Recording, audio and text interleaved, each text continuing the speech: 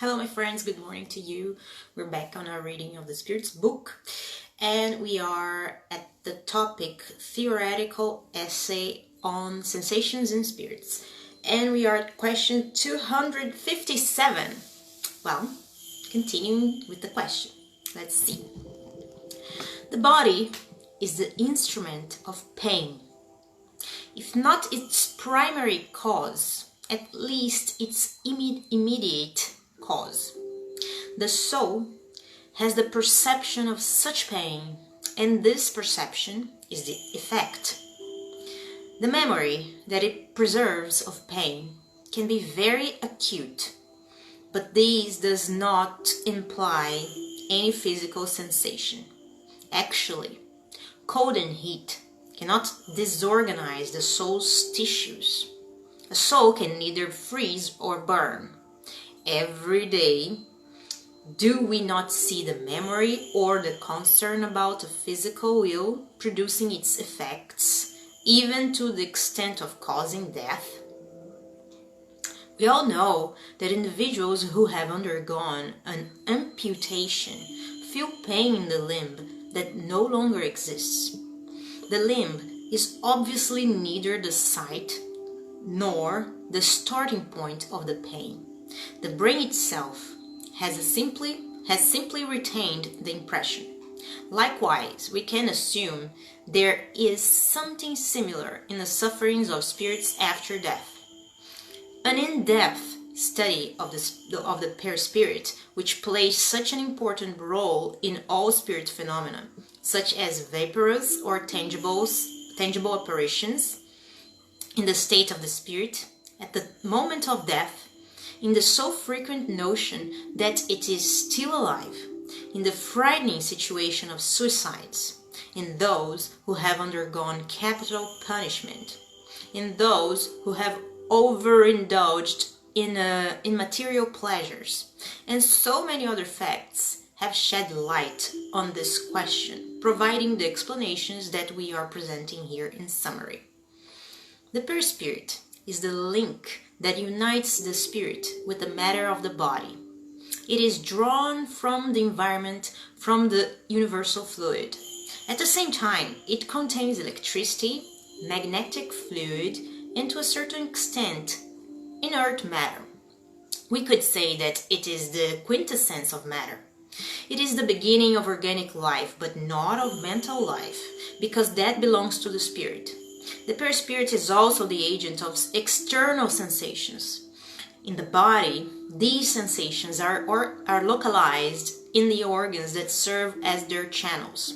When the body is destroyed, the sensations become generalized, and that is why a spirit does not say that it suffers more in its head than in its feet. Moreover, we have to be on our guard against being confused as to the sensations of the perispirit, which have become independent of the sensations of the body. We can only take the latter as a term of comparison and not as an analogy. Freed from the body, the spirit may suffer, but this suffering is not the same as that of the body. However, it is not an exclusively mental suffering either. Like remorse, because the spirit may complain of being hot or cold. Nevertheless, it suffers no more in summer than in winter. We have seen spirits pass through flames without feeling any pain, showing that temperature has no effect on them. The pain they do feel is not physical pain per se. It is a vague inner sensation, of which the spirit is not always aware because the pain is not localized or produced by an outside agent. It is a memory rather than a reality, but a very painful memory nonetheless. At other times, it is more than a memory, as we shall see. Experience has taught us that the perispirit disengages itself more or less slowly from the body at the moment of death. During the first few moments, the spirit does not comprehend its situation. It does not think it has died because it feels alive. It sees its body at its side and knows that it is its own, but does not understand why they are separate. This state lasts as long as there is a link between the body and the perispirit. Suicide once said to us, "No, I'm not dead," and added, "Yet I can feel the worms devouring me." Of course, the worms were not devouring the perispirit, let alone the spirit, but only the body. Since the separation between the body and the perispirit was not yet complete, there continued to be a mental repercussion that transmitted the sensation to the body. Repercussion is not quite the right term, however, since it may imply a highly physical effect. It was rather the sight of what was happening within the body itself. The perispirit was still attached, producing an illusion which was taken as real. Thus, it was not a memory of a past occurrence. Its body had never been devoured by worms during life, but a current sensation. With these elements in mind, let us see what conclusions we might draw from these facts by studying them carefully.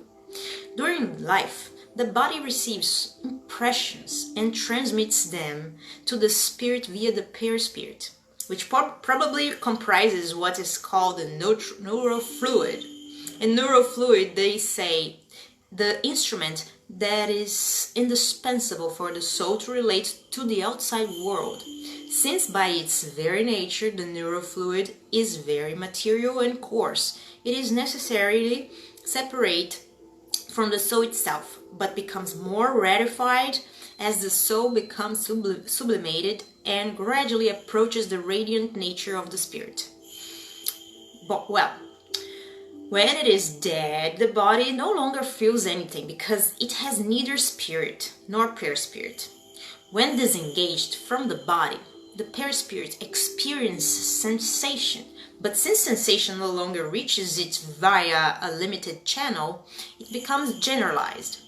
Since the perispirit is only an agent of transmission, because only the spirit possesses consciousness, we may deduce that if the perispirit could exist without the spirit, the perispirit would feel no more than the dead body. Likewise, if the spirit had no perispirit, it would be inaccessible to any painful sensation whatsoever, as is the case with completely purified spirits. We know that the more spirit purifies itself, the more etherealized the essence of its perispirit becomes, so that material influences diminish as the spirit progresses. That is, as its perispirits become less coarse. You might say, however, that if pleasant sensations are transmitted to the spirit via the perispirit, so are unpleasant ones.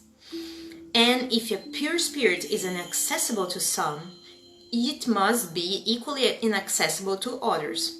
Yes, without a doubt, but only those sensations coming from the influence of the matter with which we are familiar.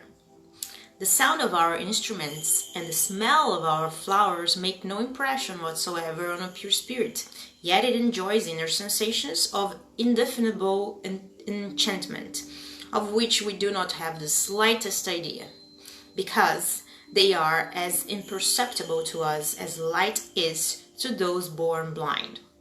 We know that spirits have perception, sensation, hearing, and sight, but these faculties are attributes of their whole being, not only of certain organs, as is the case with human beings. But once again, how is this so? That is what we do not know.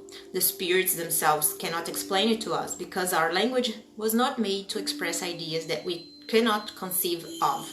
So just as in the language of primitive tribes, there are no terms for the expression of our acts, of our arts, sciences, and philosophical doctrines.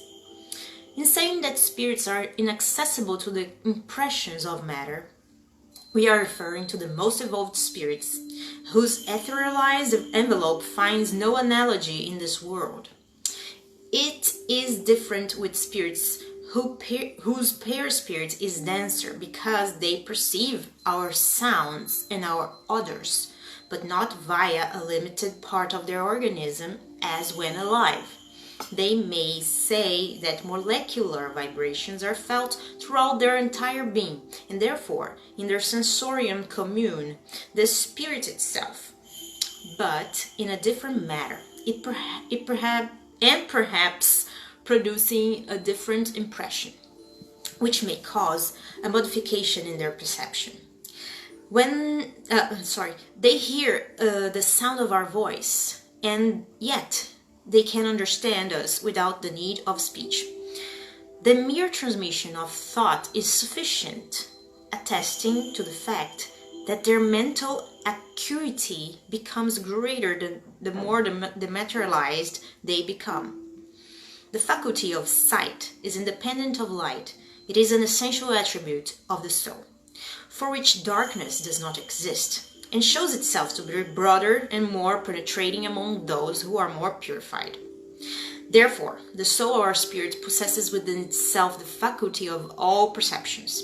During corporeal life, these perceptions are obliterated by the denseness of our organs. During extracorporeal life, they become increasingly liberated as the semi-material envelope becomes more and more etherealized.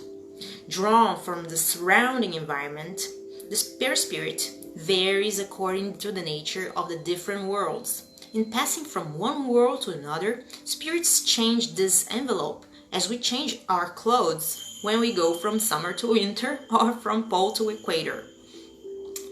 When they come to visit us, the more evolved spirits assume a terrestrial perispirit, and so their perceptions are similar to those of common spirits. However, all spirits, whether highly evolved or not, only hear and feel what they want to hear and feel. Since they do not have sensorial organs, they can render their perceptions active or inactive at will. Although there is one thing they are compelled to hear, the counsels of good spirits. Their sight is always active, but they can become invisible to one another. Depending on the class they belong to, they can conceal themselves from those who are less purified, but not from those who are more so.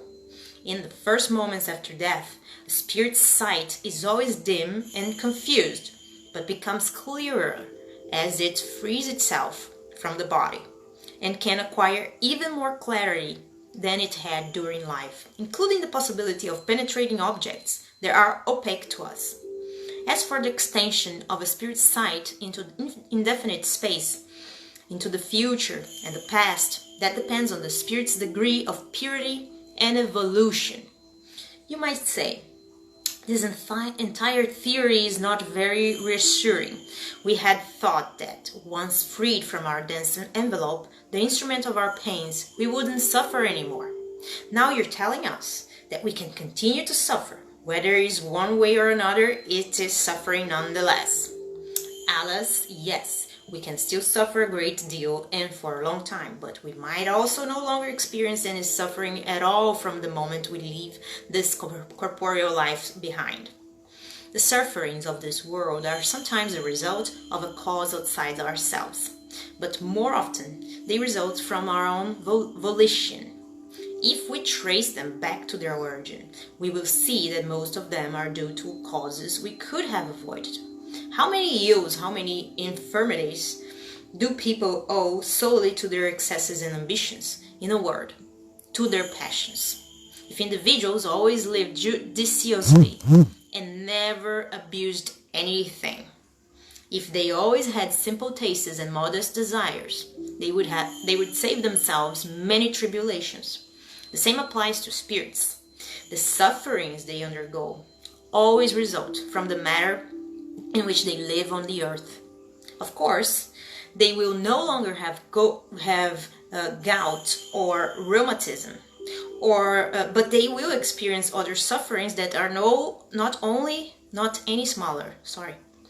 We have seen that such sufferings are the result of the links that still exist between the spirit and matter. That the more the spirit is disconnected from the influence of matter, that is, the more dematerialized it is, the fewer painful sensations it will suffer. Starting with its present life, It depends on the spirit itself to break free from the influence of matter because it has free will and therefore the ability to choose to act or not. Let a spirit conquer its animal passions. Let it entertain no hatred, envy, jealousy, or pride. Let it cease to be dominated by selfishness. Let it purify itself through good sentiments. Let it practice the good. Let it not give to the things of this world any more importance than they deserve. Thereby, even while in its corporeal envelope, it will have purified itself by detaching from matter. And when it leaves the body behind, it will not suffer any longer from its influence. The physical sufferings the spirit underwent in the past will leave no painful memory or disagreeable impressions because these affected only the body. The spirit is happy to be relieved of them, and its peaceful conscience will exempt it from all mental anguish. Concerning the subject, we have questioned many thousands of spirits who belonged to every social class and to every position. We have studied them at every period of their spirit life, from the moment they left their body behind. We have followed them step by step in that life beyond the grave in order to observe the changes that had taken place in their ideas and sensations. In this respect, the most ordinary individuals were the ones who furnished us with the most precious element of study.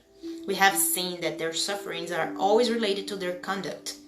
They must suffer the consequences, and that this new existence is a source of ineffable happiness to those who have taken the path of the good.